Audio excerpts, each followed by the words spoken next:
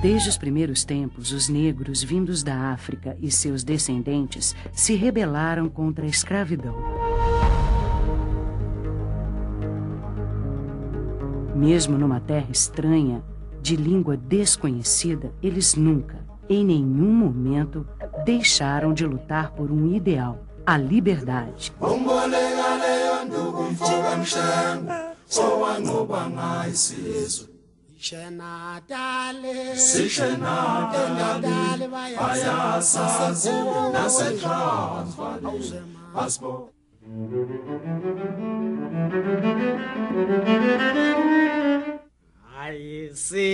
Entre 1550 e 1855, entraram pelos portos brasileiros cerca de 4 milhões de escravos, a maioria homens, jovens de diversas nações: iorubás, jejes, tapas, alçás, angolas, bengalas, monjolos e bantos.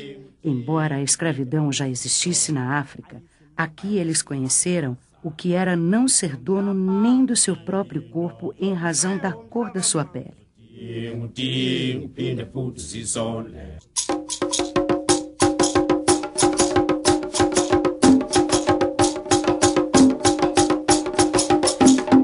Para justificar a escravidão, diziam que o negro era um ser inferior, menos inteligente, destinado à sujeição.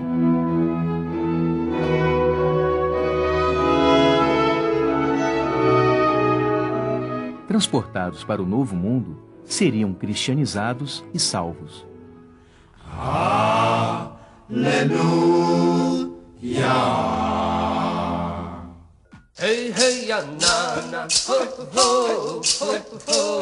Nas colinas do Nordeste, o braço escravo plantou e colheu a cana-de-açúcar. Tempo de riquezas para os barões da colônia. Este pequeno fruto, por muito tempo, foi nosso principal produto de exportação. O Brasil era o café, e o café era o negro. Assim, passamos de colônia a país independente. Escravos eram coisas, mercadorias que só tinham valor enquanto serventia.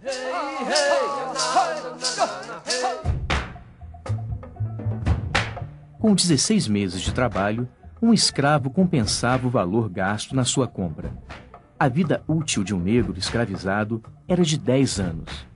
Pressionado pela Inglaterra, em 1850, o Brasil finalmente cria uma lei proibindo o tráfico a partir da África. Em 1850, o governo brasileiro lançou a Lei de Terras para prevenir a posse pelos ex-escravos.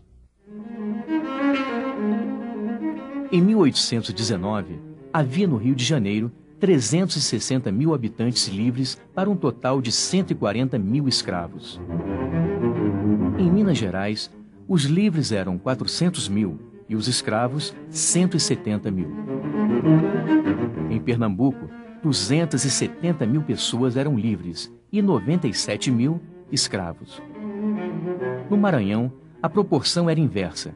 Havia 66 mil habitantes livres e os escravos eram mais que o dobro, 133 mil. Em 1871, foi decretada a Lei do Ventre Livre. A partir de então, os filhos nascidos de escravas seriam libertos. Aos 8 anos de idade, poderiam ser entregues aos cuidados do Estado. Os donos de suas mães seriam indenizados. A outra alternativa era servir ao Senhor até os 21 anos. Em 1885, os escravos com mais de 60 anos foram declarados livres. Ainda assim, a lei estabelecia uma compensação para os proprietários. No início do século XIX, a expectativa de vida do brasileiro era de 27 anos.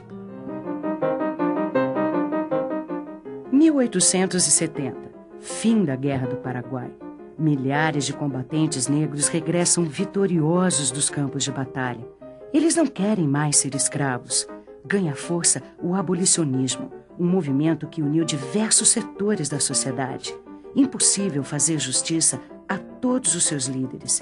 Destacam-se, entre outros, os negros Luiz Gama, jornalista, André Rebouças, engenheiro, professor da Escola Politécnica, e José do Patrocínio, escritor, membro da Academia Brasileira de Letras.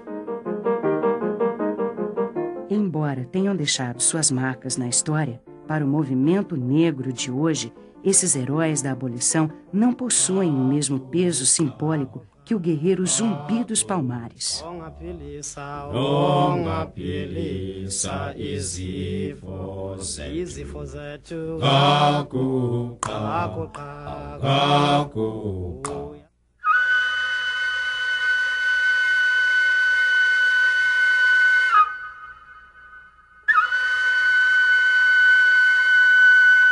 Na soleira da casa grande, o escravo pediu abrigo a um menino.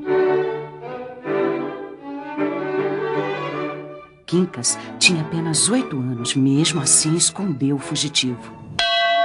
Em meio às memórias da infância nos recantos do engenho Maçangana, formou-se o caráter de Joaquim Nabuco, humanista, intelectual, advogado, diplomata, mas, antes de tudo, um abolicionista. A Faculdade de Direito do Recife, a mais antiga do país, foi um polo irradiador das ideias do movimento. Aqui, Nabuco, João Alfredo e outros ativistas da abolição estudaram, discutiram propostas e deram formas às leis ainda no Brasil Império. Para Joaquim Nabuco, não bastava abolir a escravidão. Era preciso acabar com as desigualdades. Só com a educação para todos, voto universal e oportunidades iguais seria possível alcançar a verdadeira democracia. Declaro extinta a escravidão no Brasil. Revogam-se as disposições em contrário. Em 13 de maio de 1888, a princesa Isabel assinou a Lei Áurea. O gesto contrariou muitos proprietários de fazendas e engenhos. A lei não previa nenhuma compensação para os donos de escravos. 1 ano e meio mais tarde, veio a proclamação da República. Pouco depois, a família real partiu para o exílio.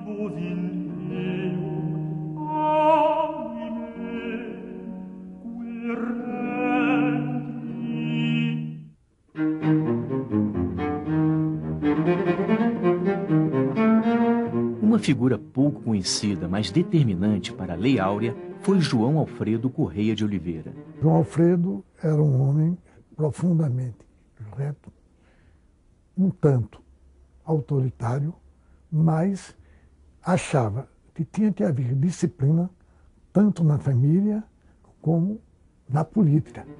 Nascido numa família tradicional de Pernambuco, ele estava presente no Senado quando a princesa Isabel jurou a Constituição brasileira. Pela primeira lei do Brasil Império, os príncipes regentes eram considerados senadores natos.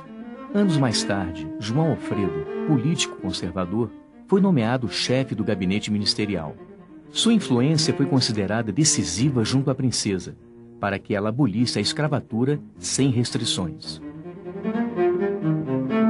Nós sabemos que existiam vários projetos de lei, alguns projetos retirados na última hora, substituídos por outros. Então, a atitude dos dois, a princesa Isabel e o João Alfredo, nesse fechamento, na questão da passagem de um projeto que simplesmente não optou em garantir a indenização aos proprietários de escravos, foi decisivo não só para a abolição em si, mas para o futuro desse regime que, com a proclamação, com a abolição, acabou sendo dissolvido.